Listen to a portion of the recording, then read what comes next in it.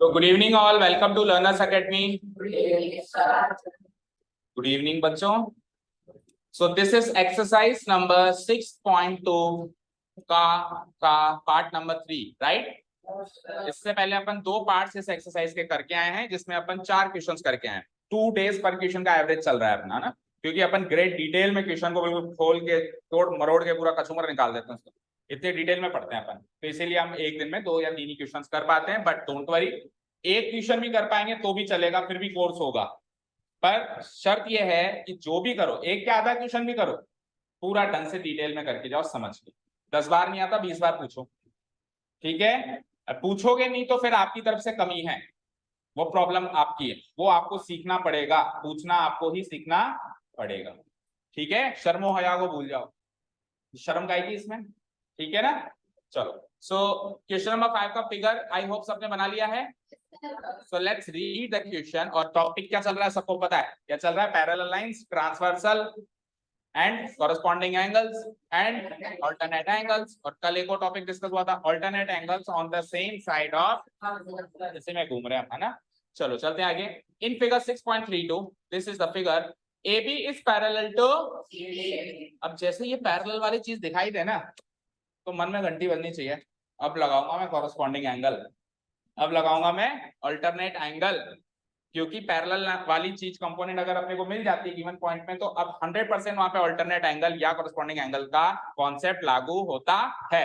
अगर ये नहीं देता तब ये दो कॉन्सेप्ट नहीं लग पाते। कौन कौन से? कॉरेस्पॉन्डिंग नहीं लग पाता, अल्टरनेट नहीं लग पाता। फिर कौन से लगते हैं? 6.1 के vertically opposite angle, linear pair. कुल मिला के ब्रॉडली स्पीकिंग 4 कॉन्सेप्ट ही तो डिस्कस हुए पूरे चैप्टर में। 6.1 में था vertically opposite angle and linear pair, 6.2 में है कॉरेस्पॉन्डिंग एंगल और अल्टरनेट एंगल। सो कॉरेस्पॉन्डिंग और अल्टरनेट के लिए तो पैरेलल लाइंस होनी चाहिए, उसके लिए कोई पैरेलल लाइंस की जरूरत नहीं है। तो ये इंफॉर्मेशन पढ़ते ही मुझे पता चल जाना चाहिए कि इसमें 100% कॉन्सेप्ट लगने वाला है, या तो कॉरेस्पॉन्डिंग एंगल्स का या फिर अल्टरनेट एंगल्स का, ठीक है। डोंट कॉन्सेंट्रेट ऑन द मक्खी, इधर देखो, ठीक है। भाग गई ना अपने आप, उसके लिए अलग से आदमी रखूं? भगाओ ना, क्या होता है? हाँ तो आती रहेगी, वो उसकी कर्म कर रही है, तू तेरा कर्म कर। तो मक्खी होकर अपना कर्म नहीं छोड़ रही, तू इंसान होकर अपना कर्म क्यों छोड़ रहा है? तेरा कर्म है आजकल पढ़ाई करना, उस पर ध्यान दे, ओके। सीख उस मक्खी से। तो जान की बाजी लगा के आई है, अभी मैं इसको मारने की कोशिश करूंगा, फिर वो जान की बाजी लगा के अपना कर्म कर रही है। चलो इधर आओ। कॉरेस्पॉन्डिंग एंड अल्टरनेट लगने वाला है, ये पढ़ते ही पता चला, ये पढ़ते ही पता चला। आगे बढ़ते हैं। कुछ एंगल्स की बने बच्चों, angle APQ equal to 50 degree. तो देखो वैसे तो 50 डिग्री यहाँ दिख रहा है, यहाँ दिख रहा है, दोनों जगह दिख रहा है, लेकिन ऐसा नहीं कि सर ये 50 डिग्री ये दिख तो रहा है। आपको हमेशा वेरीफाई करना है। आपको क्या करना है हमेशा? तो APQ को ड्रॉ करूंगा मैं, APQ ड्रॉ हो गया, और ये वाला एंगल ड्रॉ होगा, क्या हो जाएगा ये? 50, ठीक है। आ जाओ, एंगल PRD कितना है? 127। PRD को भी ड्रॉ करते हैं, PRD। सो P से आओ R से आओ D। सो ये वाला एंगल बना या नहीं बना? देखो इधर देखो, स्क्रीन पे देखो। जब भी अपन, हमको सपोज करो 3 पॉइंट्स गिवन है, 1 2 3। मैं इस पॉइंट से इधर आया, मैं इस पॉइंट से इधर आया, तो एंगल कहां बनता है? एंगल पता है कहां बनता है? जैसे ही मैं 3 पॉइंट्स को आपस में कनेक्ट करता हूं, तो आप ध्यान से देखिए, 2 भुजाएं बनती है, एक आर्म ये, एक आर्म ये, 2 आर्म्स बन गई। अब आपको एंगल कैसे ड्रॉ करना होता है?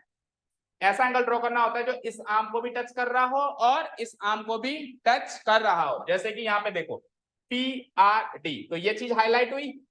अब आपको एंगल कैसे बनाना है? PR को भी टच करे एंड RD को भी टच करे, तो ये एंगल बन गया। चेक करो।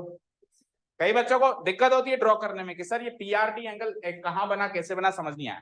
तो आप तो हाईलाइट करो PRD, वहां पे आपको 2 आर्म्स दिखाई देंगी, 2 भुजाएं दिखाई देंगी। आर्म समझते हो ना, हाथ। जैसे मान लो ये एक आर्म, एक ये आर्म, तो इसके बीच का एंगल ऐसे बनेगा, बनेगा नहीं बनेगा? ये एंगल बड़ा हो गया, ये 180 डिग्री का हो गया, ये 90 डिग्री का हो गया। पूरा घुमा दूं तो 360 डिग्री घुमा नहीं सकता, है ना। जैकी चैन घुमा सकता है, ठीक है। क्लियर है? समझ में आया?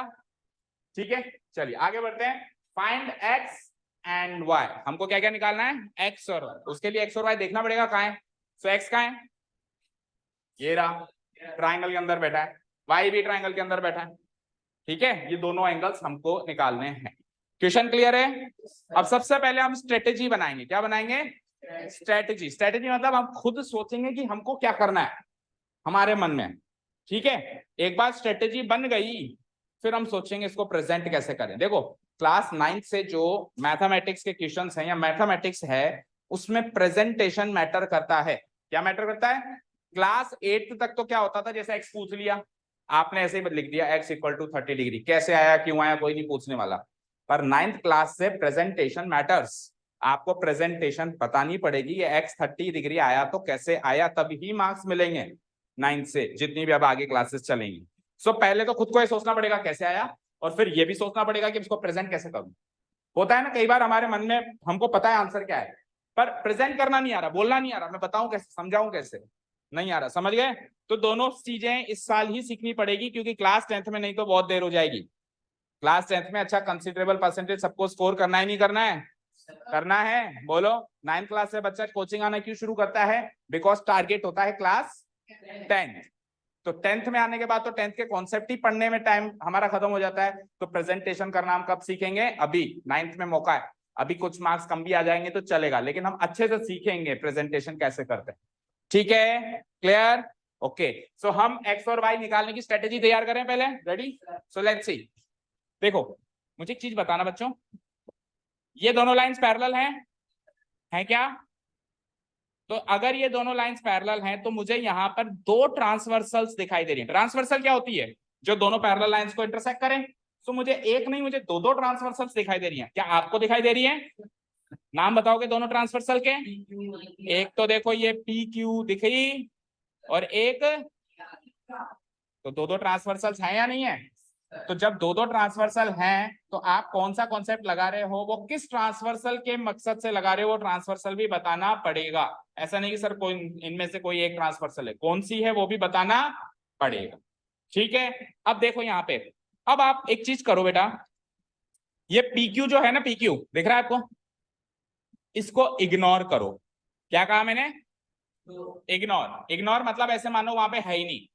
इग्नोर मतलब क्या, मान लो कि वहां पे, अब ये बहुत मुश्किल काम है, ये बहुत ज्यादा मुश्किल काम है कि फिगर के अंदर कोई चीज है और मुझे उसको हटा के इमेजिन करना है। हम कितनी भी कोशिश करें उसको इग्नोर करने की, वो सामने दिखाई देता ही है। कोई मैं आंखें बंद कर लूं पूरा फिगर ही गायब हो जाएगा फिर तो, ठीक है ना। तो ये बड़ा मुश्किल काम होता है। तो इसके लिए क्या करना चाहिए, शुरुआती दौर में हम क्या कर सकते हैं, इस PQ को भूल कर अलग से एक रफ फिगर बनाते हैं। PQ मत बनाओ और अलग से, उधर फेयर में मत करना है काम, रफली। तो सपोज करो मैं ये PQ ड्रॉ ना करूं तो ये फिगर बना के मेरा, चेक करो, जहां पे A यहाँ पे, B यहाँ पे, C यहाँ पे, D यहाँ पे, और ये वाली ट्रांसवर्सल कौन सी है? PR। मैंने PQ का ड्रॉ ही नहीं किया, इमेजिन कर लिया मैंने। अब धीरे धीरे, पहले तो आप क्या करोगे, शुरुआती दौर पे अलग से फिगर बना के देखो। क्या करोगे? अलग से। अभी इस क्वेश्चन में अलग से फिगर बना के देखा, दूसरे में भी अलग से फिगर बना के देखा, तीसरे में भी देखा। मेहनत कर रहे हो आप, है ना। धीरे धीरे मेहनत रंग लाएगी। पता है क्या होगा, एक पॉइंट ऑफ टाइम पे आपको अलग से बनाने की जरूरत नहीं पड़ेगी, आप खुद इमेजिन कर पाओगे। जो मैं कह रहा हूं ना, इमेजिन करना मुश्किल है, इसको इग्नोर करना मुश्किल है। इसके बिना फिगर को देखना, उस PQ के बिना फिगर को देखना मुश्किल है ना, लेकिन धीरे धीरे आप वो काम कर पाओगे प्रैक्टिस से। कैसे होता है ये सब कुछ? प्रैक्टिस। शुरुआती दौर पे क्या करना है, हीरो नहीं बनना ज्यादा, अलग से फिगर बनाओ, अलग से फिगर बनाओ, बना के देखो, सॉल्व करो, मेहनत करो। तो फिर जैसे जैसे अपन प्रैक्टिस करेंगे तो वो हमारे ऑटोमेटिक हमारी उसमें राइटिंग में आ जाएगी कि हमको अब सर अब बनाने की जरूरत नहीं है मुझे, अब मेरे को वैसे ही इमेजिन हो रहा है। समझे क्या? चलो, तो अभी तो सपोज करो हमको इमेजिन नहीं हो रहा है तो मैं इस फिगर से इस फिगर पे आ गया। अब मुझे एक चीज बताओ, ध्यान से देखना, अगर ये ट्रांसवर्सल है तो ये एंगल और ये एंगल इक्वल नहीं होंगे क्या? क्यों होंगे? Reason, alternate angles. ये दोनों ऑल्टरनेट एंगल्स की कैटेगरी है या नहीं है? कल सिखाया था।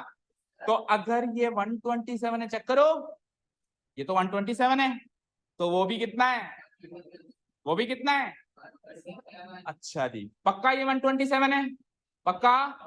अब देखना जादू, इधर देखो, ये 127 है क्या? ये 127। अब आप यहाँ पे उस PQ को अब इंट्रोड्यूस करो। देखो मैं इंट्रोड्यूस कर रहा हूं, देखना ध्यान से। जैसे ही मैंने PQ को इंट्रोड्यूस किया तो मैंने ये पाया कि इन दोनों एंगल का सम 127 है। यस और नो? यहाँ पे वो पूरा था, PQ को हटा के देखो तो वो पूरा है। अब जैसे PQ को लगाया, लग गई, तो मुझे पता चला अच्छा इन दोनों एंगल का सम इसके बराबर है, इन दोनों एंगल का सम किसके बराबर है, क्योंकि ये पूरा एंगल और ये पूरा एंगल बराबर है। पहले PQ बीच में टांग अड़ा रहा था, तो मुझे वो इमेजिन नहीं हो पा रहा था। मुझे पता है अल्टरनेट एंगल्स होते हैं, लेकिन मैं इमेजिन ही नहीं कर पा रहा हूं, क्योंकि एक नहीं दो ट्रांसवर्सल, तो वो तो कंफ्यूज करने की कोशिश करेगा ना। वो थोड़ा ना सीधे सीधे पैरेलल लाइंस बना के एक ही ट्रांसवर्सल खींचे और क्वेश्चन पूछेगा सारे। वो तो उस ट्रांसवर्सल के अंदर एक दूसरी ट्रांसवर्सल घुसा देगा, उसके अंदर एक तीसरी पैरेलल लाइन भी डाल देगा। वो तो जितना हो सके आपको माया जाल में भ्रमित करेगा। पर आपको अर्जुन बनना है। अर्जुन था कौन था, करण। करण बनना है, जिसने माया जाल को तोड़ा था। किसने तोड़ा था मेरे को इतनी ज्यादा नहीं पता, पर वो था ना एक कोई योद्धा था जिसने उस माया जाल को भेद दिया था।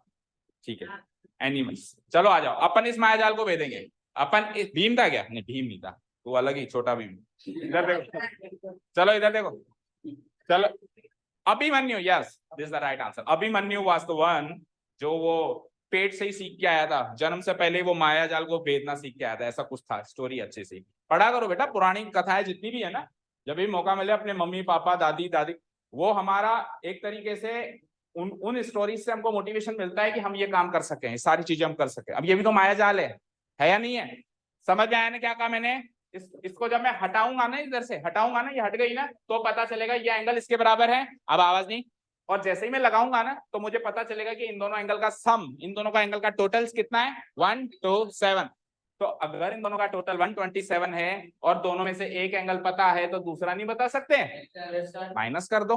127 में से 50 तो वो ले गया, तो इसके पाती कितना आया, माइनस करके देख लो, 77 डिग्री। वाई का आंसर क्लियर? हाँ, जितना भी आया माइनस कर लेना। वाई का आंसर क्लियर हो गया? टेल मी, वाई का आंसर क्लियर हो गया? अब ये स्ट्रेटेजी बनाइए, अब इसको प्रेजेंटेशन भी करना है सारी चीज को। अभी तो स्ट्रेटेजी बनाइए, अब लगे हाथ एक्स की भी स्ट्रेटेजी बना देते हैं, फिर एक साथ प्रेजेंटेशन करेंगे। एक्स बताओगे आप? ठीक है, एक मिनट रुको, तो इसको थोड़ा सा क्लीन कर देता हूं मैं स्क्रीन को। अभी तक ये पोजीशन है कि सर मैं वाई तो निकाल लिया, कितना आया वाई? Very good. अब एक्स कैसे निकालें, सवाल ये। क्या? 50 डिग्री। यस। अब देखो बेटा, अब पहले आपने इसको इग्नोर किया ना, अब आप इसको इग्नोर करो। किसको इग्नोर करो? PR। So ignore this transversal PR और एक फिगर बनाओ। तो देखो कैसा फिगर बना, this is the parallel lines, yes और नो? एंड ट्रांसवर्सल क्या बनेगी? PQ बनेगी, नहीं बनेगी? बनेगी क्या नहीं बनेगी? PQ बनी? बनी? अब आप देखना, क्या ये एंगल इसके बराबर नहीं होगा? क्या होगा? नहीं होगा? अब ये दिख रहा है, देखो यहां तो दिख रहा है, फिर यहां क्यों नहीं दिख रहा? क्योंकि ये बीच में टांग अड़ा रहा है। समझे क्या? देखो क्या ये दो एंगल्स, देखो ये दोनों एंगल्स ध्यान से इमेजिन करो, एज इट इज ये दोनों एंगल्स है या नहीं है? उधर तो दिख रहा है, सिर्फ इधर नहीं दिख रहा। क्यों? क्योंकि ये PR टांग अड़ा रही है ना। तो इसको हटा के इमेजिन तो करो एक बार, तो वो अगर 50 है तो एक्स भी 50, गेम ओवर। बहुत सारे तरीके, हजारों, पर सबसे इजी तरीका यही है। एंगल सम प्रॉपर्टी, ट्राइंगल की एंगल सम प्रॉपर्टी लगाएगा। ट्राइंगल की एंगल सम प्रॉपर्टी 6.3 एक्सरसाइज में थी, जो हमारे कोर्स से इस बार हट गई है, तो वो भी बता देता हूं, लेकिन हम एग्जाम में अप्लाई नहीं करेंगे क्योंकि ओमिट हो गई वो भी बता देता हूं। ठीक है, ये तो समझ में आ गया? ये समझ में आ गया कि एक्स की वैल्यू क्या हो गई? 50 डिग्री। अब देखो बेटा, एक ट्राइंगल के इंटरनल 3 एंगल्स का सम कितना होता है? 180 डिग्री। हमेशा याद रखना, एक ट्राइंगल बनाऊंगा ना, तो इंटीरियर, बाहर वाले नहीं, अंदर वाले एंगल्स का सम कितना होता है? तो उससे भी इसकी वैल्यू निकाली जा सकती है। कैसे? देखो देखो देखो, हम y तो पहले निकाल के आ ही गए, y की वैल्यू क्या आई थी? अब देख, लीनियर पेयर से मैं अंदर वाला निकाल लूंगा, क्योंकि दोनों का सम होता है 180। दोनों का सम क्या होता है? तो 180 में से 127 गया, तो ये 50। अब 1 2 3, 1 2 3, हाँ ठीक है, एनीवेज 1 2 3, इन 3 एंगल्स का सम 180 डिग्री होगा नहीं होगा? 3 एंगल्स का सम 180 होगा, तो मैं 180 इन दोनों को जोड़कर 180 से माइनस कर दूं तो ये मिल जाएगा। तो ये प्रॉपर्टी हम लगा पाते अगर हम लास्ट ईयर में होते। तो लास्ट ईयर में हमारे एंगल सम प्रॉपर्टी कोर्स में थी, मतलब एंगल सम प्रॉपर्टी तो हमारे कोर्स से नहीं जा सकती, लेकिन उससे इस साल अभी हाल फिलहाल क्वेश्चन सॉल्व नहीं करने इस चैप्टर के।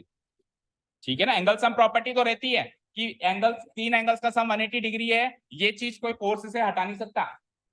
ऐसा तो ना कहेगा कि कल से घोषणा कर दी कि एंगल 3 एंगल का सम 180 डिग्री नहीं माना जाएगा, ऐसी कोई घोषणा नहीं हो सकती। हाँ, वो कॉन्सेप्ट को यूज करके क्वेश्चन नहीं सॉल्व कर सकते क्योंकि वो 6.3 एक्सरसाइज ओमिट हो गई। समझ गए क्या? क्लियर है सबको? तो वैसे ये ज्यादा आसान है कि ये एक्स है तो ये 50 डिग्री, एक बार इस ट्रांसवर्सल को माना तो वाई निकली, एक बार इस ट्रांसवर्सल को माना तो एक्स निकली। समझ आया क्या? तो स्ट्रेटेजी रेडी है सबकी? बोलो। अब अपन प्रेजेंटेशन कर सकते हैं नहीं कर सकते हैं? अच्छा, वन मोर थिंग, एक और चीज सुनना बच्चों, जब अपन पैरेलल लाइंस एंड ट्रांसवर्सल बना रहे हैं तो ऑल्टरनेट एंगल्स जो दोनों मार्क होंगे, एक ये मार्क हुआ और एक ये मार्क हुआ, तो एक चीज नोटिस करियो, अगर आपने जब भी दो ऑल्टरनेट एंगल्स मार्क होंगे तो उस जैसे पर्टिकुलरली इस ऑल्टरनेट एंगल की बात कर रहा हूं, तो एक एंड तो पैरेलल लाइन को टच करेगा और एक एंड ट्रांसवर्सल को टच करेगा। उधर भी देखो, ऊपर भी देखो, एक एंड दूसरी पैरेलल लाइन को टच कर रहा है और एक एंड ट्रांसवर्सल को टच कर रहा है। ऑल्टरनेट एंगल्स जब भी ऑल्टरनेट या कोरस्पॉन्डिंग, मतलब ये जितने भी कॉन्सेप्ट अपन ने सीखे ना 6.2 के लिए, alternate, corresponding, alternate angles on the same side of line, जितने भी सीखे हैं, वो एंगल का एक छोर तो टच करेगा पैरेलल लाइन को और दूसरा छोर टच करेगा ट्रांसवर्सल लाइन को। ये कॉन्सेप्ट भी अगर याद है तो भी आप इमेजिन कर पाओगे। देखो ये 50 डिग्री को देखो जरा ध्यान से, मुझे बताओ ये 50 डिग्री के दोनों एंड्स कहां पे टच हो रहे हैं? एक एंड टच हो रहा है पैरेलल लाइन पे, चेक करो, और दूसरा एंड एक लाइन पे टच हो रहा है, इस पे हो रहा है। तो ये हिंट है कि मुझे इसको ट्रांसवर्सल मानना पड़ेगा क्योंकि एंड यहां पे हो रहा है। कहां हो रहा है? यहां पे, दिख रहा है? तो यानी कि इसको ट्रांसवर्सल मानना पड़ेगा। सिमिलरली इधर आओ, तो इसका एक एंड तो यहाँ पैरेलल लाइन पे टच हो रहा है और दूसरा एंड उसी ट्रांसवर्सल पे टच हो रहा है जिसका दूसरा एंड इधर टच हो रहा था। जिस ट्रांसवर्सल पे ऊपर वाला एंगल का टच हो रहा था उसी ट्रांसवर्सल पे नीचे का टच हो रहा है ना? चेक करो, ये यहाँ पे खत्म हो रहा है, ये यहाँ पे खत्म हो रहा है। दैट मीन्स इन दोनों का जरूर कुछ ना कुछ नाता है। ये तरीका क्या है, विथआउट अगर अपन रफ फिगर ड्रॉ करें, अगर अपन पता लगाना चाहें तो इस ट्रिक से पता लगा सकते हैं। एक एंड कहां टच होगा? ट्रांसवर्सल पे। दूसरा एंड कहां टच होगा? Parallel line. इमेजिन होता है तो अच्छी बात है, नहीं होता है तो सदाबहार तरीका क्या है, रफ फिगर बना लो फिर से, एक बार इसको इग्नोर कर लो, एक बार इसको इग्नोर। नहीं, इरेजर से नहीं करना है, इरेजर से करोगे तो ज्यादा गंदा फिगर दिखाई देगा। इससे अच्छा आप रफली बना दो फटाफट से, ज्यादा क्लीन मत बनाओ, ऐसे बना के ऐसे इमेजिन नहीं हो सकता है ना? या फिर एक हाथ रख दो उसके ऊपर, तो मैं तेरे को इमेजिन नहीं करूंगा, ये तो कर ही सकते हो। ठीक है, चलिए तो आप प्रेजेंटेशन पार्ट स्टार्ट करते हैं। आंसर्स हमारे पास आ चुके हैं, ठीक है? तो फिगर ड्रॉ हो गया होगा सभी का। ओके, सबसे पहला काम हम क्या करते हैं बताइए? गिवन पॉइंट्स को लिखते हैं। क्या काम करते हैं सबसे पहले? So let's note down the given points.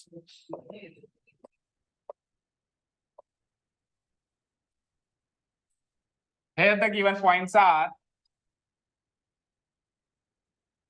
और गिवन पॉइंट्स के अंदर भी हम सबसे पहले कौन से गिवन पॉइंट्स नोट करते हैं? जो कि क्लियर कट एंगल्स गिवन हो। क्लियर कट, कोई इसमें दोहराया नहीं है। कौन से दो क्लियर कट एंगल्स गिवन है? एक, दो। ये दो क्लियर कट गिवन है, साफ साफ दिए हुए हैं, इनको सबसे पहले नोट करो। क्या क्या लिखा हुआ है? एपीक्यू 50 है और पीआरडी 127 है, लिख दो। Angle APQ equal to 50 degree,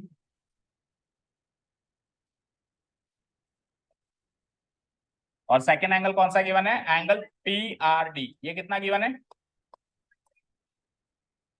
done? कोई डाउट?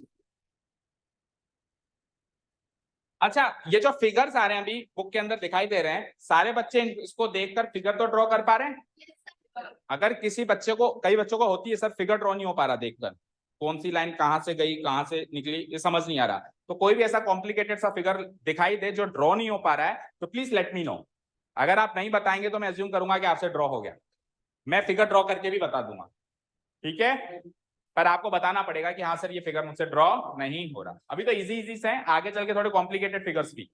ओके, तो ये दो एंगल्स नोट डाउन हो गए, ठीक है? अब अपन तीसरा गिवन पॉइंट नोट डाउन करेंगे, A B parallel CD। Also it is given that, also it is given that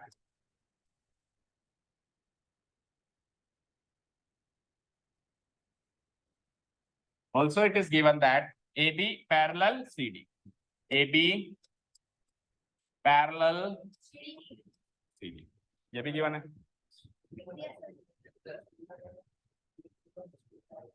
लिख दिया, A B parallel C D, कोई डाउट नहीं यहाँ तक। अब A B parallel C D है तो दो दो ट्रांसवर्सल्स हैं, एक बार इस ट्रांसवर्सल का कॉन्सेप्ट चल रहा है, दूसरी बार दूसरी का चल रहा है, तो पहले कौन सी वाली ट्रांसवर्सल का कॉन्सेप्ट उठाएं? आपकी इच्छा है जो उठा लो, इस वाली का उठाओगे तो एक्स की वैल्यू आ जाएगी, उस वाली का उठाओगे तो बोलो कौन सी का उठाएं पहले, पी क्यू को उठाएं या पी आर को उठाएं? पी आर को उठाएं पहले। अच्छा कितने बच्चे बोलते हैं पी क्यू पहले, हाथ खड़े करो, वोटिंग कर लेते हैं। 1 2 3 4 5, 2 वोट थोड़े होंगे, ज्यादा हाथ खड़ा करना। अच्छा तो मैक्सिमम स्टूडेंट्स पी क्यू के लिए स्टैंड अप करते हैं, सो पी क्यू उठाता है, बैठो हैंड्स डाउन, ठीक है, कोई प्रॉब्लम नहीं है, दोनों ही उठाने हैं, दोनों ही उठाना है एक एक बार। Okay so let's take P Q first, नहीं बॉडी बिल्डर है तो दोनों को एक साथ उठाए, तो पहले पी क्यू को उठा लें, तो लिखना पड़ेगा and P Q is the transversal, and जो भी ट्रांसवर्सल लाइन उठाओ उसको लिखना पड़ेगा P Q is the transversal line लिख दो, या ट्रांसवर्सल पे भी स्टॉप कर सकते। यहां तक कोई डाउट नहीं है किसी को? एनी डाउट्स, एनी परेशानी? ठीक, चलें स्क्रीन पे। So look at the figure. अब भाई साहब आपने पैरेलल लाइन उठा लिया है और पीक्यू को ट्रांसवर्सल मान लिया है, तो कृपया करके पीआर को इग्नोर करेंगे, मानेंगे कि तू है ही नहीं यहाँ पे, केवल किसको मानेंगे कि पीक्यू ही मेरी ट्रांसवर्सल लाइन है। तो वहां से ये वाला एंगल और ये वाला एंगल बराबर आ चुके हैं, तो ऐसे तो ना लिखेंगे सर ये वाला और ये वाला बराबर, नाम तो लिखना पड़ेगा ना एंगल्स का। सो इस एंगल का नाम क्या होगा? A P Q, A P Q, और इस एक्स वाले एंगल का नाम क्या होगा? पी क्यू आर, होगा नहीं होगा? So indirectly I can say कि APQ equal to PQR, yes और no? APQ equal to PQR, yes और नो? अब पहले कौन सा लिखेंगे, बाद में कौन सा लिखेंगे?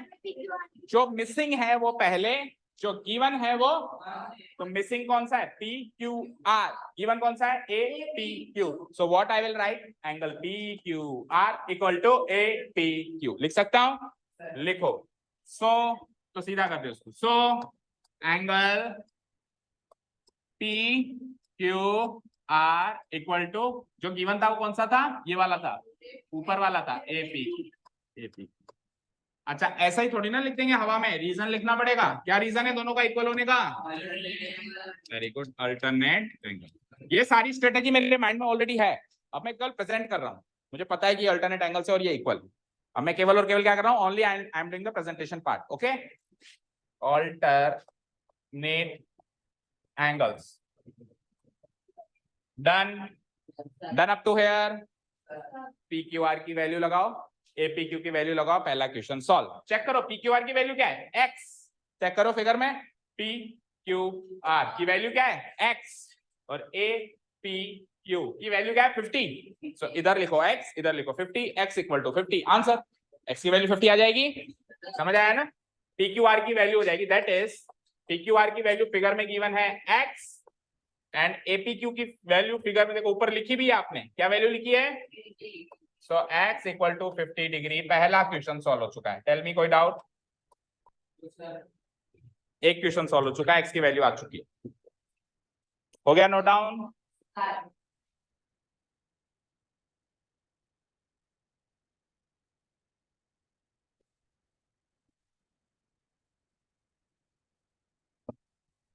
बोलो कोई डाउट यहां तक? अब क्या करना है सबको पता है, करीब करीब बच्चों को पता है कि ये वाला पोर्शन अब वापस रिपीट होगा।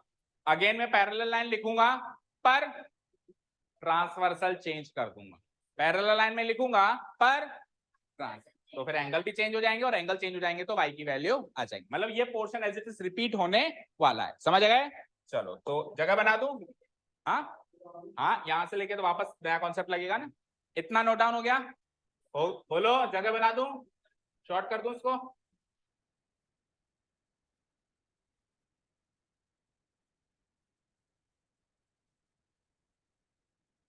ठीक है,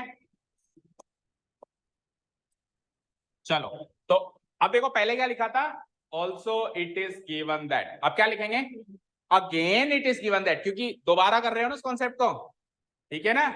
जैसे ना सिंघम रिटर्न्स, दोबारा कौन बनेगा करोड़पति, दोबारा। तो दोबारा यानी कि उसी चीज को अपन रिपीट कर रहे हैं, तो नेक्स्ट स्टेप क्या लिखेंगे, again it is given that, presentation करना सिखा रहे हैं बच्चों आपको, सीखो, अगेन इट इज, और आई विल गारंटी यू कहीं पर भी जाओगे क्वेश्चन सॉल्व करके बता देंगे बस, no one will talk about the presentation part, कोई नहीं सिखाएगा कि प्रेजेंटेशन कैसे करनी है। और अभी 9th तो निकल जाएगी मजे मजे में, क्योंकि स्कूल में ही तो कॉपीज चेक होनी है, 10th में बैंड बच जाएगी, क्योंकि 10th में स्कूल में कॉपीज चेक बोर्ड वाले चेक करेंगे, उनको प्रेजेंटेशन चाहिए।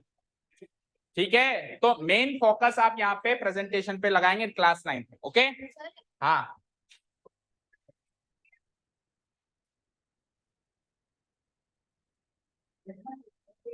आपको सपना आ रहा है कि आपके स्कूल जैसा ही आएगा, आपको सपना आ रहा है कि आपके स्कूल जैसा ही आएगा, फिर again it is given that, अब AB पैरेलल CD तो लिखना है लेकिन ट्रांसवर्सल चेंज कर देना है, तो AB पैरेलल CD तो सेम लिखो और ट्रांसवर्सल चेंज कर दो, PQ की जगह दूसरी ट्रांसवर्सल कौन सी थी, PQ की जगह PR थी, अब की बार ट्रांसवर्सल है हमारी PR, this is the transversal PR and PR is the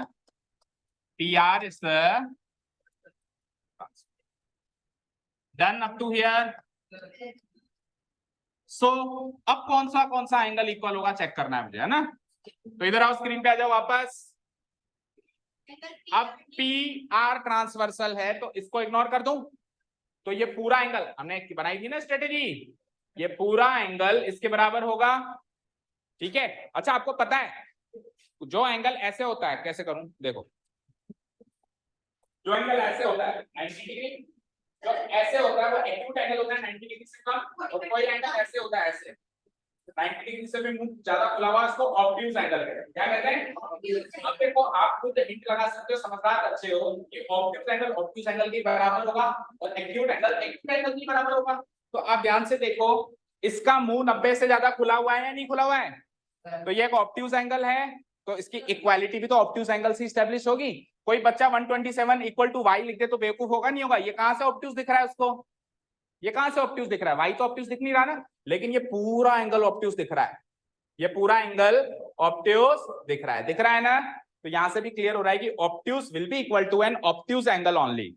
ठीक है, और देखो एक्यूट के इक्वल था, 50 डिग्री एक्यूट एंगल है और ये इसकी शक्ल भी एक्यूट जैसी दिख रही है, तो एक्यूट के इक्वल हो गया, समझ आई। चलो, तो दोनों एंगल्स के नाम बोलने मुझे अगेन, तो जो गिवन है वो तो ये है, क्या नाम है इसका, PRT, तो गिवन है ऑन द राइट साइड और जो मिसिंग है on the left side, so left side क्या हो जाएगा, APR, ये पूरा एंगल चाहिए ना बेटा, ये पूरा एंगल का नाम क्या हो जाएगा, APR equal to PRT, write down, so angle APR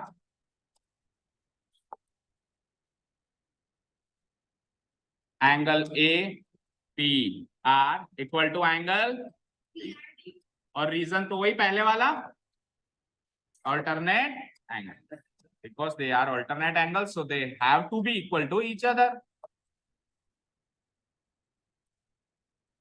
Done up to here, tell me, अब आप एंगल APR चेक करेंगे तो वो दो एंगल का सम है, चेक करो स्क्रीन पे आओ, दिखाना पड़ेगा, एंगल APR कहाँ है, APR दिख रहा है, ये पूरा एंगल है लेकिन ये फिगर में दो एंगल का सम है, एक इसका और एक, तो आप APR को ब्रेक करेंगे दो एंगल में, पहला एंगल बनेगा APQ, दूसरा एंगल बनेगा QPR, बोलो बनेगा नहीं बनेगा, फिर से देखो, पहला एंगल बनेगा APQ और दूसरा एंगल क्या बनेगा, QPR, बनेगा नहीं बनेगा। सो जहां पे आपने APR लिखा है ना अभी, उसको दो पार्ट्स में ब्रेक कर दो, एक बार लिख लो APQ, दोबारा लिख दो QPR, लिख दोगे, लिखो, सो एंगल यहां तक लिख लिया, APR को ब्रेक कर रहा हूं अब मैं, एंगल APR को ब्रेक करें, बोलो पहला angle APQ, angle APQ plus दूसरा एंगल कहाँ है, APQ, दूसरा QPR, ब्रेक हो गया,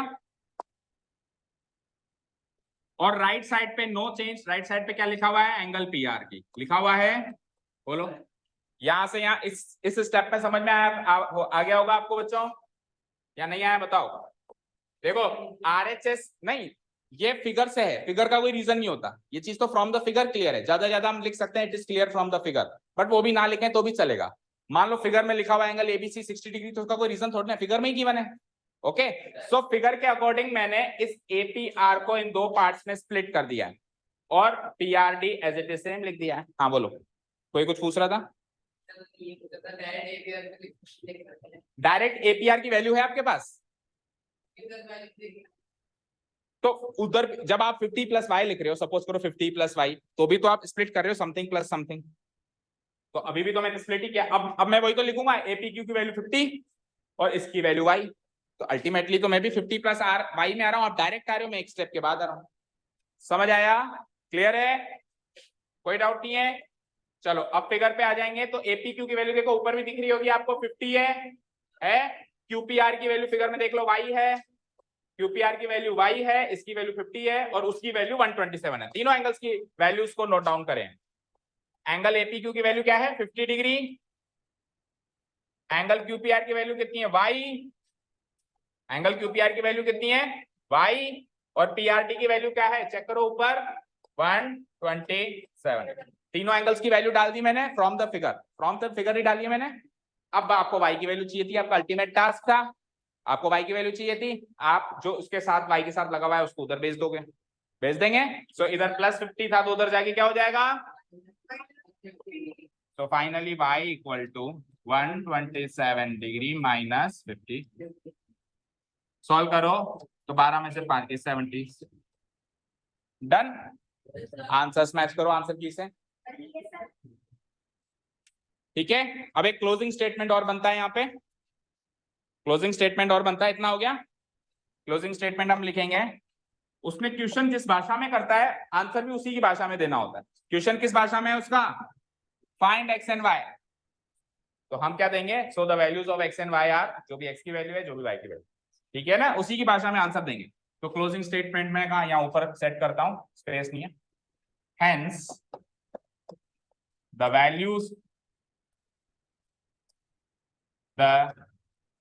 values of X and Y are, X की क्या निकाली थी पहले? 50 डिग्री एंड वाई की क्या निकाली आपने? और यहाँ पे आपको एक वर्ड लिखना पड़ेगा, रिस्पेक्टिवली। समझते हो उसका मतलब क्या होता है? बताओ कौन कौन बच्चा जानता है रिस्पेक्टिवली का मतलब क्या होता है? कोई नहीं जानता? रिस्पेक्टिवली वर्ड लिख देते हैं तो उसका मतलब क्या होता है पता है? देखो अगर मैं रिस्पेक्टिवली ना लगाऊं तो इसका मतलब है एक्स और वाई में से किसी को भी 50 ले लो, किसी को भी 77 ले लो। अगर मैं रिस्पेक्टिवली ना लगाऊं तो इसका मतलब है एक्स और वाई की वैल्यूज हैं 50 और 77। अब ये पता नहीं चल रहा है कि एक्स की कौन सी और वाई की कौन सी है, और जैसे ही मैं रिस्पेक्टिवली लगा देता हूं तो इसका मतलब है पहले वाले की वैल्यू पहली वाली, दूसरे वाले की वैल्यू।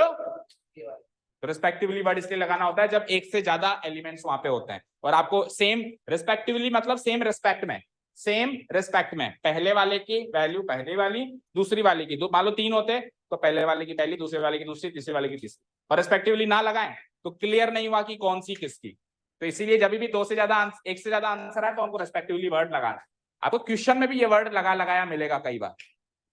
ठीक है, डन। चलो now the last question, and literally speaking अगर इस एक्सरसाइज से एक क्वेश्चन उन्होंने ओमिट किया है, इस एक्सरसाइज से एक क्वेश्चन ओमिट किया ना फर्स्ट वाला, अगर मैं होता तो मैं इसको ओमिट करता। बिल्कुल बकवास क्वेश्चन है and pure non exam material question है। एग्जाम में जा जा जा कौन से पहाड़ पे चढ़ गया है, कौन से बाटे तोड़ गया है, थक गया तुम, इधर देख मेरी हालत, आराम करके आया है, गाड़ियों पे घूम के यार थक गया। रुई का बना हुआ है कि छुई मुई टाइप सा? हाँ थक गए, मतलब थक गए क्या होता है? थक गए मतलब क्या होता है? ऐसा क्या काम कर रहे हो कि थक बोर हो गए? तो डांस करवाऊं बैठा के मैं यहाँ पे, है ना, कल से। हाँ अंताक्षरी खिलवाऊं? हाँ जी बनाओ, फिगर बनाओ फटाफट। तो नॉन इंपॉर्टेंट क्वेश्चन है, मैं मानता हूं इंपॉर्टेंट नहीं है, पर अब है तो एक बार तो करेंगे, फिर चाहे से इस पे हाँ नहीं, एक क्वेश्चन है तो एक बार तो अच्छे से करेंगे, और उसके बाद फिर चाहे से दोबारा हम इन क्वेश्चन पे दोबारा ध्यान दें या ना दें वो बात की बात है, पर एक बार तो अच्छे से करेंगे, है ना। कोई गारंटी नहीं है। एग्जाम मटेरियल नहीं है लेकिन कोर्स में उसने दिया है ना, ठीक है। कल है इसको फिगर को तैयार कर। 5 क्वेश्चन इधर हैं और 6 क्वेश्चन उधर हैं। 11 क्वेश्चन में बहुत बड़ा चैप्टर है। 11 क्वेश्चन में बहुत बड़ा चैप्टर है। क्लास 10th में 80 क्वेश्चंस का एक चैप्टर है। हाँ 80। फिर उस टाइम क्या करेगा सर, 2-3 साल तो 2 चैप्टर को रेडी करने के लिए यही कहेगा। 11 क्वेश्चन का चैप्टर रेडी करने के लिए एक दिन चाहिए। चलो फिगर ड्रॉ हो गया, रीड आउट करना स्टार्ट कर दें।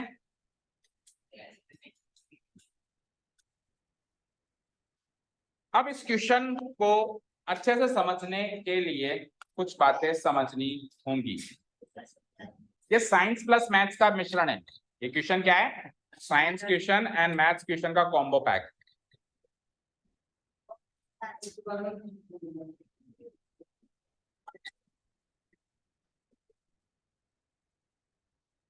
स्टार्ट करें, फिगर ड्रॉ हो गया।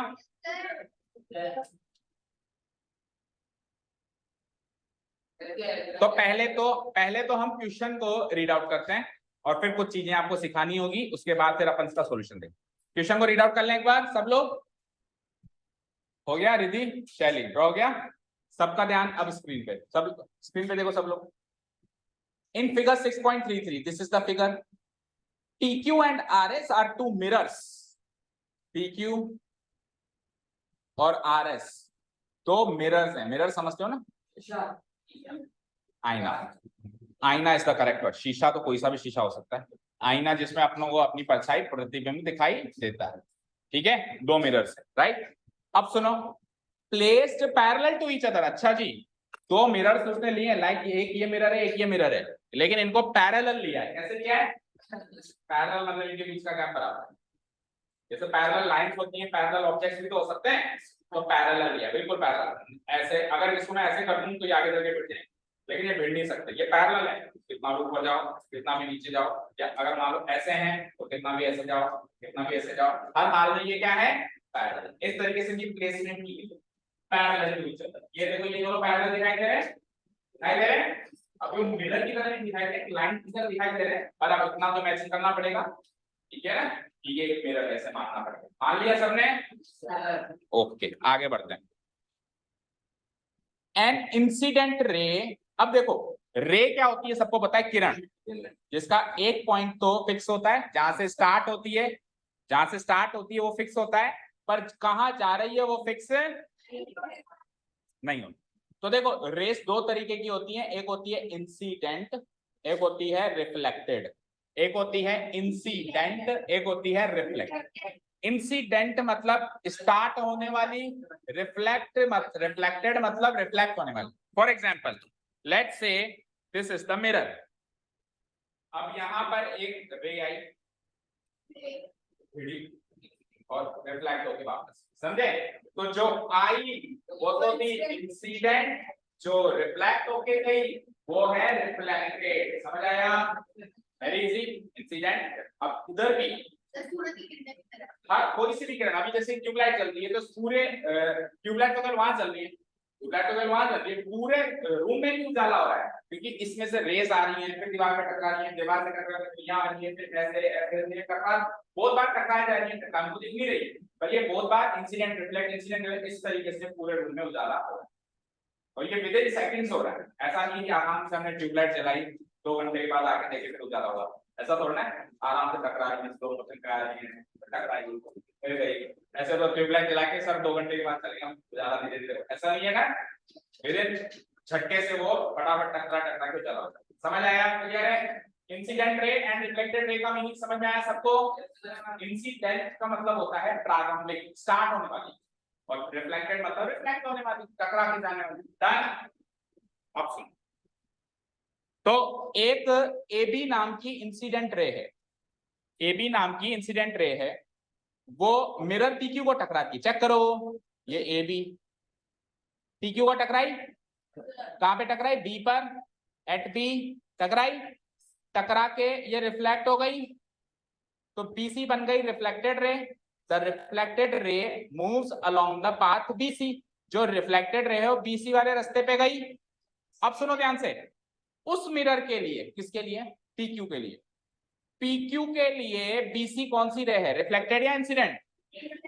बीसी कौन सी रे है पीक्यू मिरर के लिए? रिफ्लेक्टेड। पर इस नीचे वाले मिरर के लिए तो वो आ रही है ना, उसके लिए तो वो जा रही है, पर इसके लिए तो वो आ रही है। सो इसके लिए ये इंसिडेंट हो गई, इसके लिए ये बीसी रे क्या हो गई? इंसिडेंट। और इसके लिए रिफ्लेक्टेड रे कौन सी होगी? CP, CD, sorry CD. इसके लिए रिफ्लेक्टेड रे कौन सी होगी? समझ में आया कॉन्सेप्ट?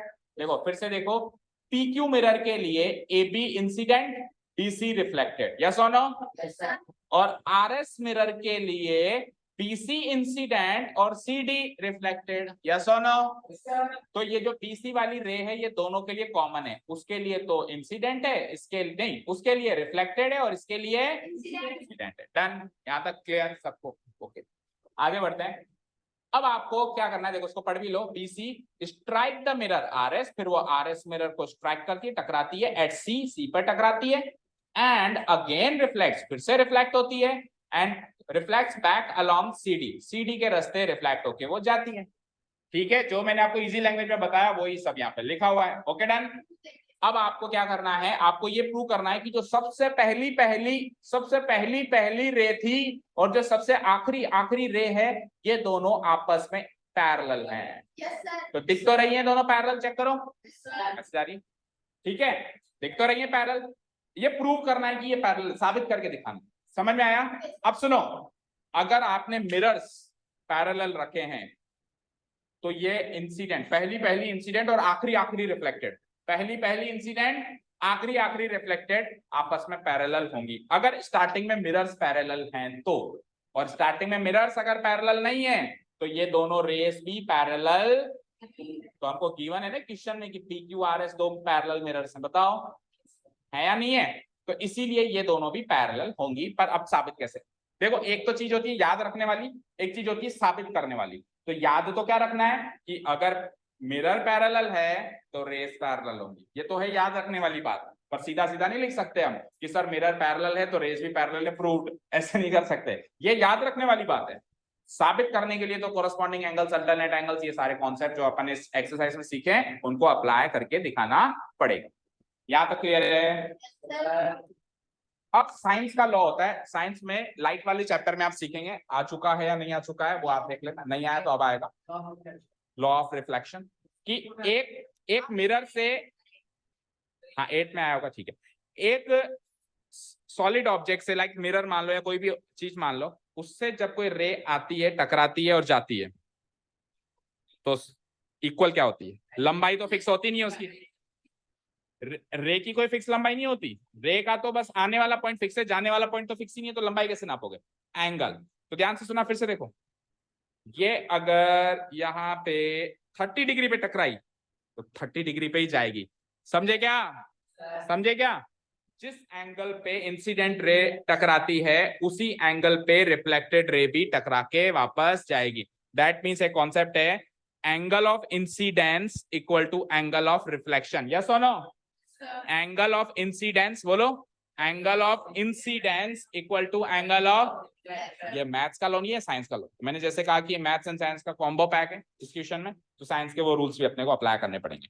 ठीक है, तो angle of incidence equal to, जब ये कॉन्सेप्ट अप्लाई करेंगे तो ही इस क्वेश्चन को सॉल्व कर सकते हैं। अब सर एंगल ऑफ इंसिडेंस बन कर रहा है यहाँ पे और एंगल ऑफ रिफ्लेक्शन बन कर रहा है, वो तो बता दो।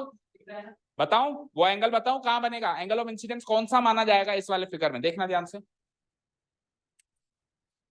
देखो ये मिरर है, देखो इधर स्क्रीन पे ये मिरर है और ये मेरी रे है ये मेरी इंसिडेंट रे। तो इस मिरर और इस रे के बीच का एंगल, एंगल ऑफ इंसिडेंस नहीं माना जाएगा।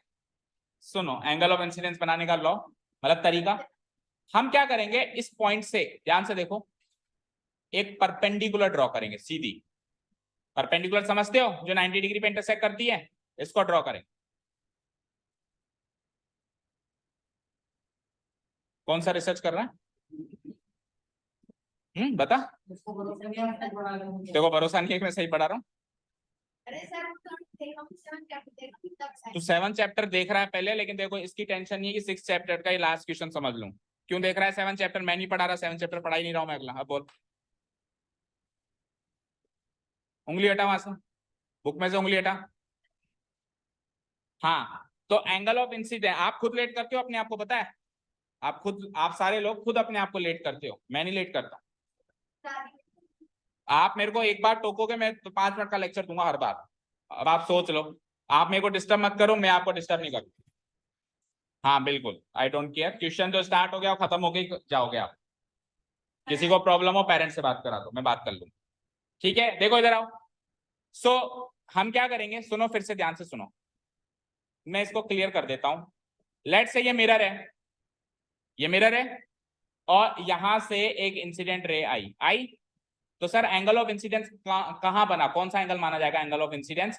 तो देखो हम क्या करेंगे, जिस पॉइंट पे ये टकरा रही है वहां से एक परपेंडिकुलर ड्रॉ करेंगे, देखना ध्यान से, वहां से एक परपेंडिकुलर ड्रॉ करेंगे। अब इस परपेंडिकुलर और इस लाल रंग की इंसिडेंट रे के बीच का एंगल होता है एंगल ऑफ इंसिडेंस। सुनो, पूरी बात सुनो, ठीक है?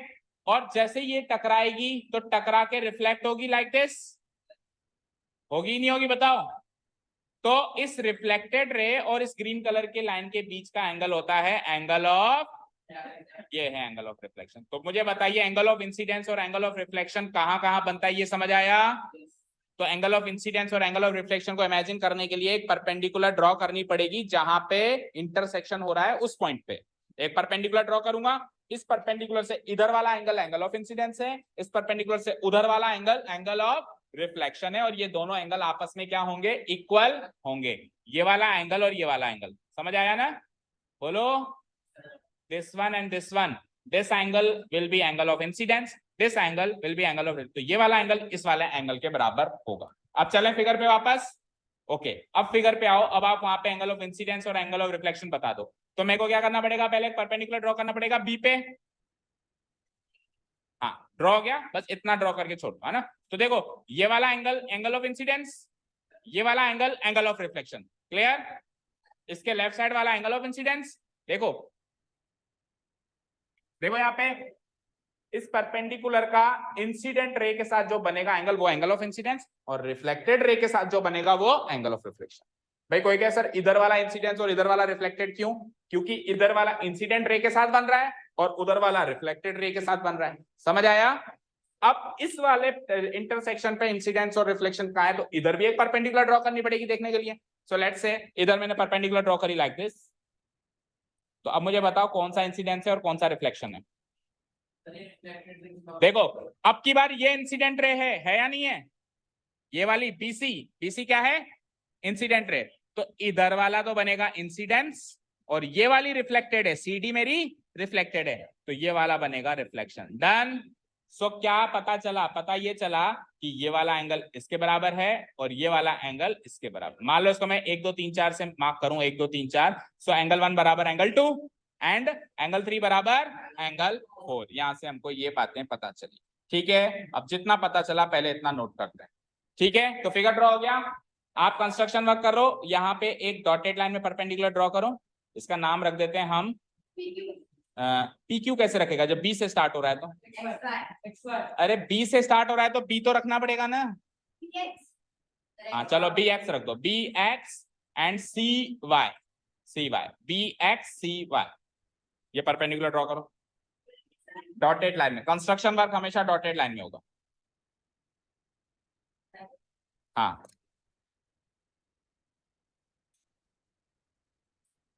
ठीक है,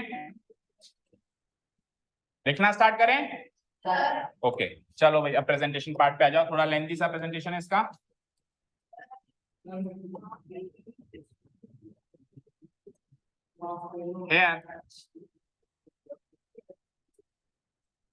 Here it is given that पहले तो क्वेश्चन का इंट्रोडक्शन दो, क्या क्या चीजें given. Here it is given that, here it is given that mirror PQ, mirrors के नाम क्या है? PQ and RS। Mirror PQ is parallel, दोनों पैरेलल है ना? नहीं, mirror PQ is parallel to mirror RS। सबसे पहले तुमको ये गिवन है। देखो अभी तो अपन इसको मिरर PQ मिरर RS कह रहे हैं, लेकिन बचे हुए अब रिमेनिंग क्वेश्चन में अपने इसको एक लाइन मान लेंगे। क्या मान लेंगे? लाइन। तो सिंपली लिख देंगे PQ पैरेलल RS। अभी तो एक बार तो मिरर लिखो उसको, ठीक है? Done. Mirror PQ parallel mirror RS, ये क्वेश्चन में गिवन है, ठीक है। अब इंसिडेंट रे कौन सी है, रिफ्लेक्टेड रे कौन सी है, वो लिखते हैं। एंड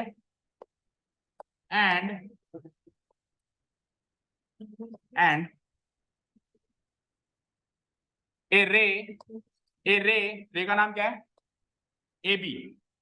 AB रे का नाम क्या है बोलो? AB। ए रे AB स्ट्राइक्स किसको टकराती हो? सबसे पहले PQ को जाके, mirror PQ eight the point, कौन से पॉइंट पे टकराई? कौन से पॉइंट पे टकराई चेक करो। एट द पॉइंट B पे टकराई, at the point B।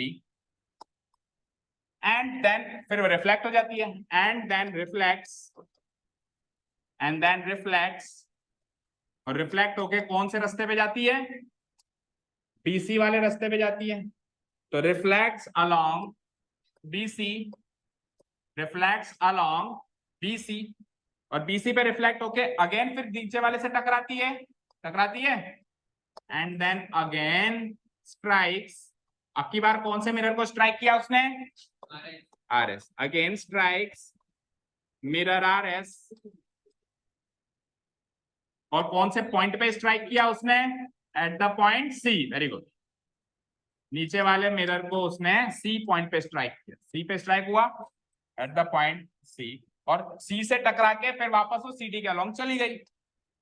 And then again reflects, and then again reflects. इतनी बात क्यों हो रही है? And then again reflects. Pen चलाने के लिए मुंह से आवाज नहीं निकलती।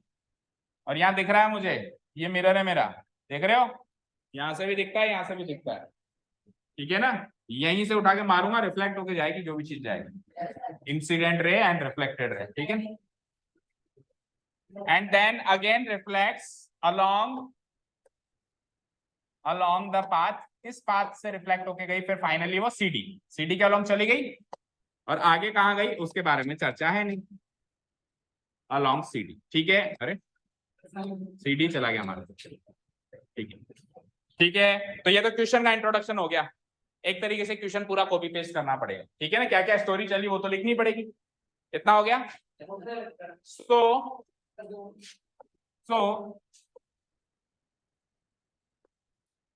अब कौन सी रे किसके लिए इंसिडेंट है और किसके लिए रिफ्लेक्टेड है वो लिखेंगे। सो AB रे PQ के लिए इंसिडेंट है और PQ के लिए रिफ्लेक्टेड कौन सी है? BC। सो मैं लिखूंगा for the mirror PQ AB is the incident ray, BC is the reflected ray. Okay लिखो। So for the mirror PQ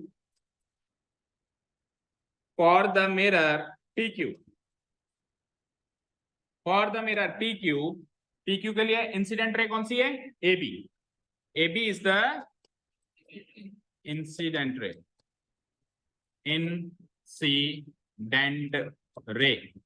AB is the incident ray। and reflected कौन सी है? BC। and BC is the, अच्छा किसी को लेने आते हैं क्या? किस को लेने आते हैं? हाथ खड़े करो। कोई ऐसा स्टूडेंट जिसको पेरेंट्स या गार्जियन लेने आते हैं? शैली, बस 2 जने। तो अगर आ गए हो 3 जने, अगर आ गए हो तो you can cover it from the video, उनको मत वेट कराओ। बाकी पोर्शन आप 5 मिनट का या 7 मिनट का वीडियो से कवर कर लेना। अभी आए नहीं है? अच्छा लेट बुलाते हो? अगर खड़े हो बाहर तो प्लीज चले जाना, उनको वेट मत करो। एंड दैट रिफ्लेक्टेड रे, और बाकी जो अपने व्हीकल से आते हो बैठे रहो। BC is the reflected ray, ठीक है। तो खुद का व्हीकल लाना थोड़ा हानिकारक है,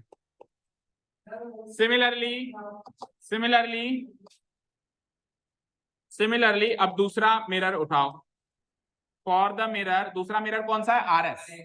for the mirror R S, yes, very good very good very good. So R S mirror के लिए कौन है incident? BC. BC is the incident रे, बीसी इज द इंसिडेंट रे एंड रिफ्लेक्टेड रे कौन सी है इसके लिए? CD. CD is the reflected, CD is the reflected.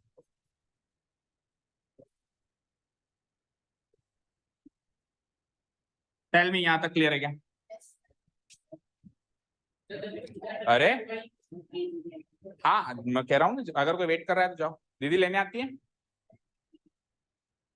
क्या नाम है? दिया। ओके, 11th में। ओके, तो फिर आप वीडियो से कवर करोगे? वीडियो में ग्रुप में जुड़े हुए आप, तो फिर आप व्हाट्सएप करना तो मैं आपको वीडियो दे दूंगा। ठीक है, जो भी जल्दी जा रहा है मुझे व्हाट्सएप कर देना, कर जाएगा। हाँ जी, यहाँ तक क्लियर है?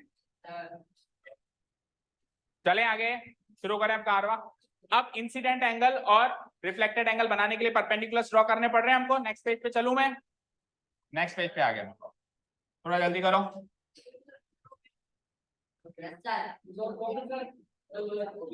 हो गया? क्वेश्चन हो गया? नहीं, भी तो शुरू है। इतना हो गया?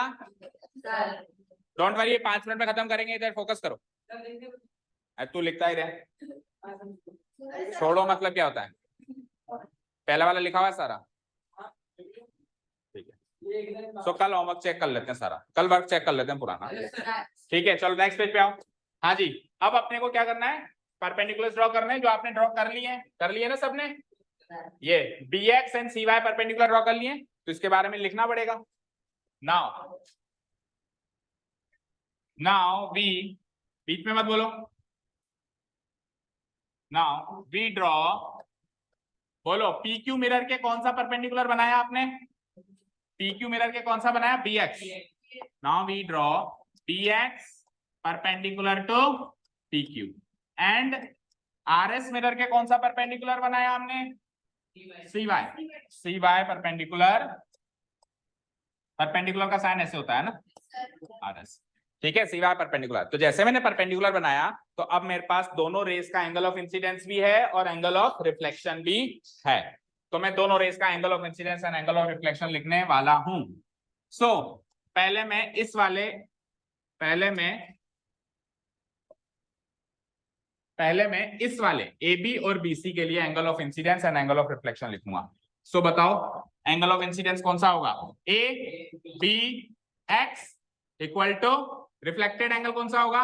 XBC। होगा नहीं होगा? करके दिखाना पड़ेगा क्या?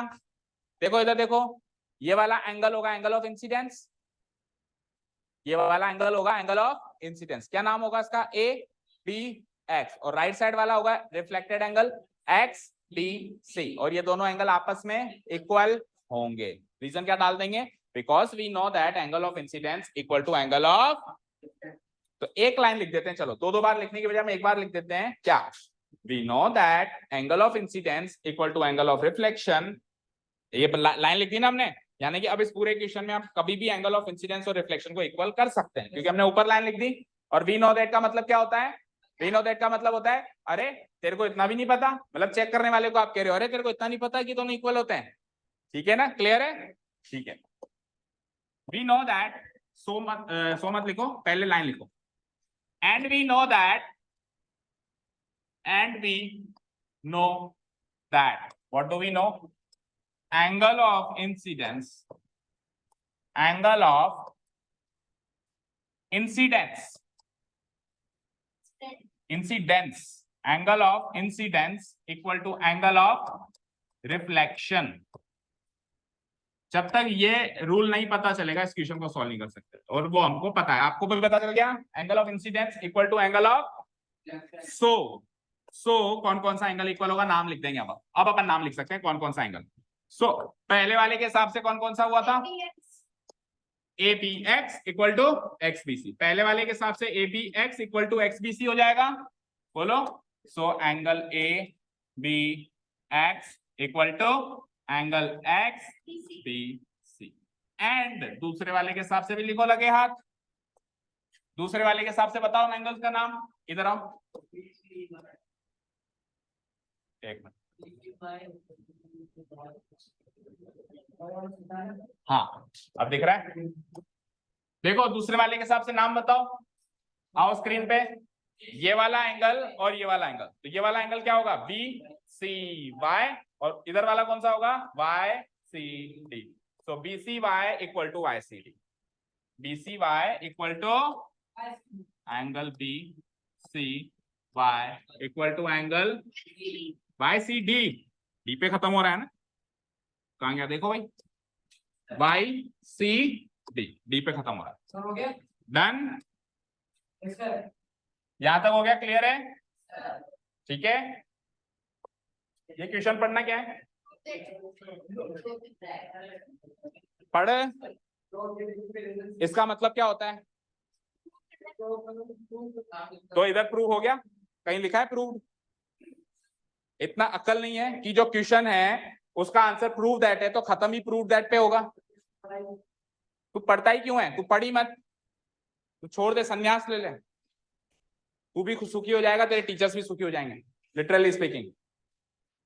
नहीं है इच्छा तो मत पढ़ो, सीधे सीधे जवाब दे दो पेरेंट्स को कि सर मेरे को पढ़ने की इच्छा नहीं है, तो हम भी दिमाग नहीं लगाएंगे, फिर क्यों आ रहे हो कोचिंग। पास तो स्कूल लेवल एग्जाम में स्कूल में जो पढ़ाते हैं उससे भी हो ही जाओगे, क्यों पैसे वेस्ट कर रहे हो पेरेंट्स के। कोचिंग में वही है जो स्कूल से एक्स्ट्रा पढ़ना चाहता है, समझ गए।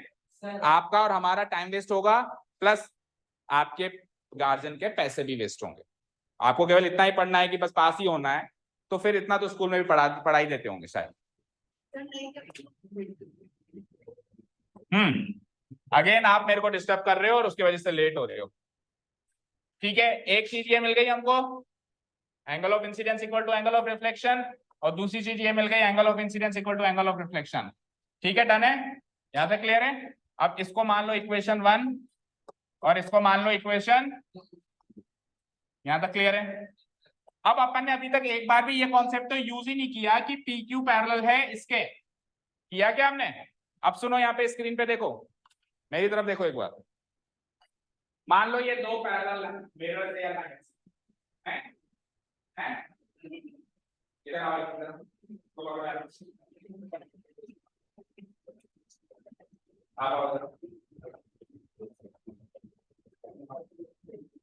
पैरेलल पकड़ना, बिल्कुल बराबर डिस्टेंस होना चाहिए, ये दोनों पैरेलल मिरर से। अब देखो यहाँ पे, मान लो इसके पैरेलल, ये दो पैरेलल है, सबको दिख रहा है।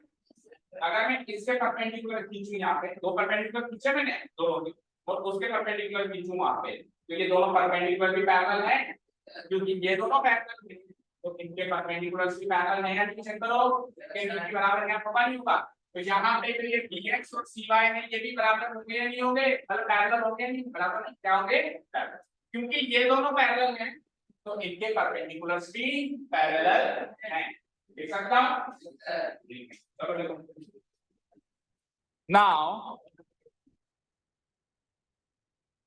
now PQ is parallel to RS, ये तो ऑलरेडी गिवन है, सामने डाल दो, गिवन है, ये तो ऑलरेडी गिवन है ना, सामने डाल दो, गिवन है। अगर ये दोनों पैरेलल हैं तो इनके परपेंडिकुलर्स भी पैरेलल होंगे। सो कौन कौन है इनके परपेंडिकुलर्स, नाम बता दो दोनों के। इसका है BX और इसका है CY, सो BX पैरेलल CY हो जाएगा, सो BX parallel CY, BX parallel CY। इसका रीजन हम डालेंगे बिकॉज देखो स्क्रीन पे देखो, BX तो PQ का परपेंडिकुलर है, CY RS का परपेंडिकुलर है, और ये दोनों पैरेलल हैं तो इनके परपेंडिकुलर भी पैरेलल होंगे। सो क्या रीजन डालूंगा मैं, BX परपेंडिकुलर है, BX परपेंडिकुलर है किसके, PQ के, एंड CY परपेंडिकुलर है किसके, RS के। तो ये दोनों परपेंडिकुलर्स हैं, तो अगर परपेंडिकुलर्स के वो दोनों पैरेलल हैं तो परपेंडिकुलर्स भी आपस में पैरेलल हैं। यहां तक क्लियर है, BX पर पैरेलल टू CY क्लियर हो गया सबको, इसको मैं पैक कर दूं। अब परीक्षित बताएगा मुझे, BX parallel to CY clear है सबको, फिगर के अंदर दिख रहा है BX पैरेलल टू CY सबको, फिगर के अंदर BX पैरेलल टू CY दिख रहा है सबको? तो इन दोनों को इमेजिन करो रेड लाइन, ये दोनों पैरेलल है क्या नहीं है? तो एक ट्रांसवर्सल दिख रही है मुझे इसमें। BX और CY पैरेलल है, तो BC इनकी ट्रांसवर्सल हुई या नहीं हुई? हुई हुई। तो फिर अगर ये इसकी ट्रांसवर्सल है तो देखो इधर चलो अलग से इमेजिन करो, ये है BX, ये है CY, BX CY, और ट्रांसवर्सल कौन सी है इनकी? BC। ट्रांसवर्सल है इनकी, तो क्या ये एंगल और ये एंगल इक्वल नहीं होंगे क्या? तो इधर अब इमेजिन करो इन एंगल को इधर लेके आओ, तो कौन कौन सा एंगल इक्वल हुआ? ये वाला और ये वाला। हुआ कि नहीं हुआ? अब उधर इमेजिन नहीं हो रहा था, अलग से ड्रॉ करके देखा तो इमेजिन, समझ आया ना? क्लियर है? सो BX पैरेलल CY हम लिख चुके हैं, हम लिख देंगे BC इज द ट्रांसवर्सल। हम क्या लिख देंगे? BC इज द ट्रांसवर्सल, और BC इज द ट्रांसवर्सल तो इन दोनों एंगल्स को इक्वल कर देंगे, रीजन डाल देंगे ऑल्टरनेट एंगल्स। ठीक है, BX पैरेलल CY एंड कौन सी है ट्रांसवर्सल बोलो? And BC is the transversal. और जैसे ही BC ट्रांसवर्सल है तो कौन से दो एंगल्स इक्वल हो गए? सो कौन कौन से एंगल्स इक्वल हो गए बोलो, नाम बताओ उनके, बोलो कौन कौन से एंगल इक्वल हो गए, नाम बताओ ना।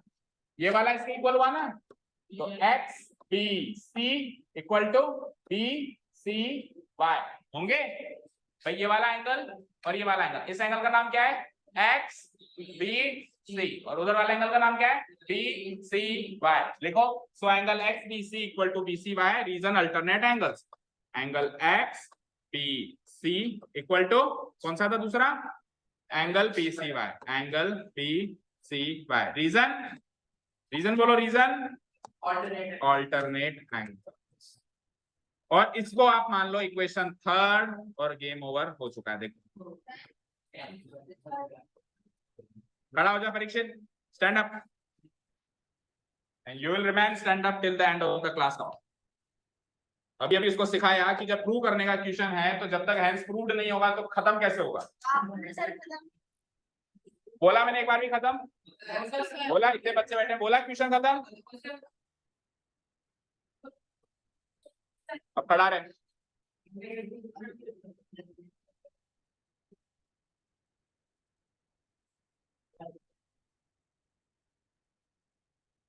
बोलो इतना हो गया नोट डाउन? इतना नोट डाउन हो गया? चलो देखो the screen, XBC equal to BCY तक हो गया। इसको इक्वेशन थर्ड नोट डाउन कर ली सबने? इक्वेशन थर्ड हो गई। अब जरा तीन इक्वेशन को साथ में देखो, तीनों इक्वेशन एक ही स्क्रीन पे दिखाई दे रही है सबको? This was equation 1, this was equation 2 and this is equation 3। Check करो, चेक करो। ABX XBS के बराबर, ABX XBC के बराबर, नीचे देखो XBC BCY के बराबर, और तीसरी इक्वेशन में देखो BCY। तो ABX XBC और BCY और Y से भी चारों एंगल बराबर हुए हैं या नहीं है? ध्यान से सुनो, पहला एंगल दूसरे के बराबर, दूसरा तीसरे के बराबर, तीसरा चौथे के बराबर, तो 1 2 3 4 चारों ही आपस में बराबर हुए या नहीं हुए? ऐसे नहीं समझ में आया तो फिगर से देखो। देखो कौन कौन सा एंगल इक्वल था, पहले स्क्रीन पे देखो। पहले एंगल ऑफ इंसिडेंस और एंगल ऑफ रिफ्लेक्शन से ये वाला एंगल इसके बराबर था, अभी अल्टरनेट एंगल से ये वाला एंगल इसके बराबर है, और एंगल ऑफ इंसिडेंस और एंगल ऑफ रिफ्लेक्शन से ये वाला एंगल इसके बराबर है। तो पहला दूसरे के बराबर, बोलो ये पहला इस दूसरे के बराबर, reason incidence angle reflection angle. दूसरा तीसरे के बराबर, रीजन अल्टरनेट एंगल सभी अभी लिखा है, और तीसरा चौथे के बराबर, चौथा एंगल कौन सा है? Angle of incidence equal to angle of reflection. So from equation 1 2 and 3 हम कह सकते हैं पहला दूसरा तीसरा चौथा चारों ही आपस में बराबर हैं। लिख सकते हैं? लिखो, from equations 1 2 3 and 4 we get, now from equation 1 2 3 and 4, from equation 1 equation अरे थर्ड सॉरी इक्वेशन 1 2 and 3 तीन इक्वेशन 3 we get चारों एंगल को बराबर लिख। चारों एंगल कौन कौन से हैं बताओ, नाम बताओ। देखो एक तो ये रहा ABX, दूसरा, तीसरा BCY, चौथा, देखो ये इसके बराबर है, ये इसके बराबर है। अब अगर ये इसके बराबर आ जाए तो चारों बराबर, तो ये दोनों बराबर है। देखो नीचे, नीचे देखो क्या है, XBC BCY है या नहीं है? तो बस यही तो पुलिया बनानी थी आपको, यही तो पुल खींचना था, फिर तो चारों बराबर। तो इन दोनों का पुल आपने नीचे खींच लिया। तो क्या लिखोगे, ABX equal to XBC equal to BCY equal to YC। चारों एंगल कर दो बराबर। बोलो नाम बोलो, बोलो चारों के। हाँ हाँ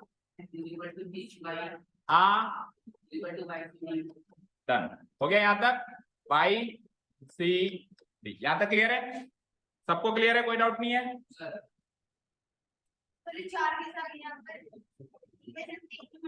तो तीन इक्वेशंस में एंगल तो चार थे ना, 1 2 3 4। इक्वेशन तीन थी लेकिन एंगल्स तो चार थे या नहीं थे? एंगल्स तो चार ही थे ना। क्लियर है अभी?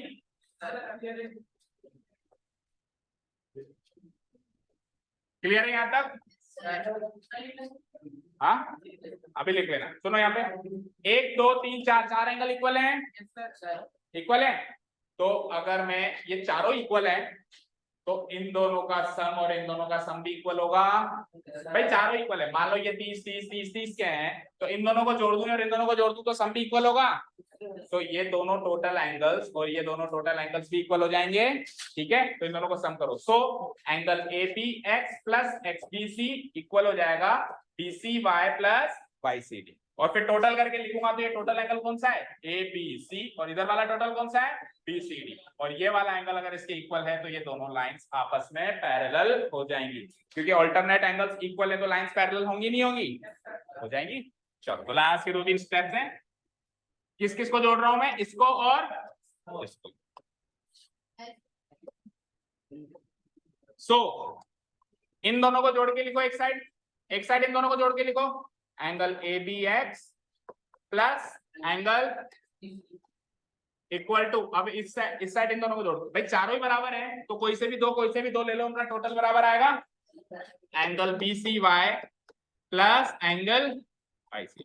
अब फिगर के अंदर जोड़ के बताओ, ABX और XBC को जोड़ेंगे तो क्या मिलेगा, जोड़ो जोड़ो, ABX XBC जोड़ेंगे तो टोटल एंगल ABC मिलेगा।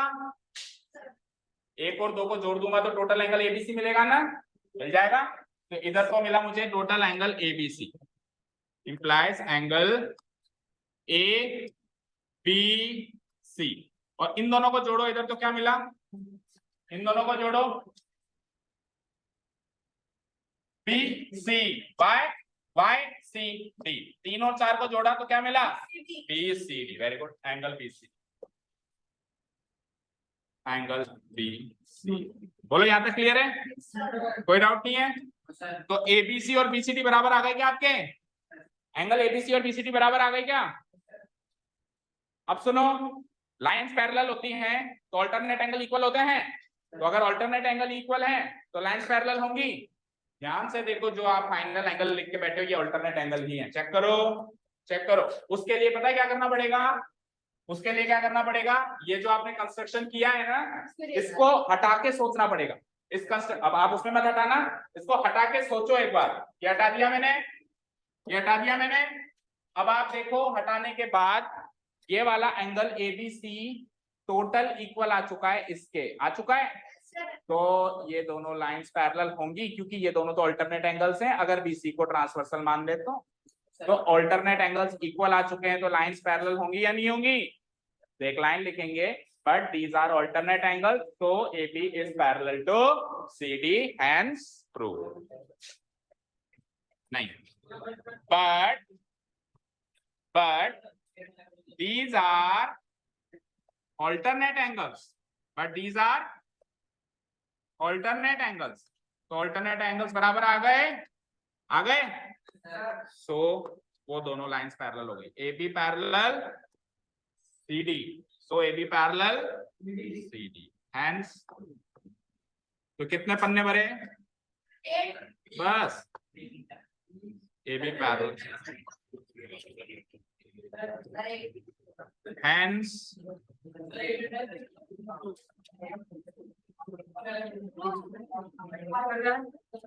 हाँ जाइए, बताइए। हाँ जाइए। हाँ मंडे को टेस्ट लें।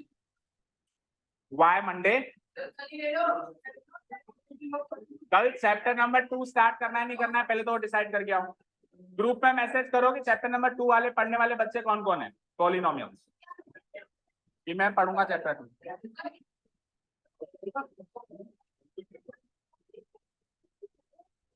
कोर्स में। आपके स्कूल में बोला पढ़ना है? स्कूल में मालूम करो पढ़ना है क्या, स्कूल से मालूम करो, आपके स्कूल से मालूम करके आओ फाइनल। ठीक है, okay, thank you so much for listening to us, have a nice day, keep learning and bye.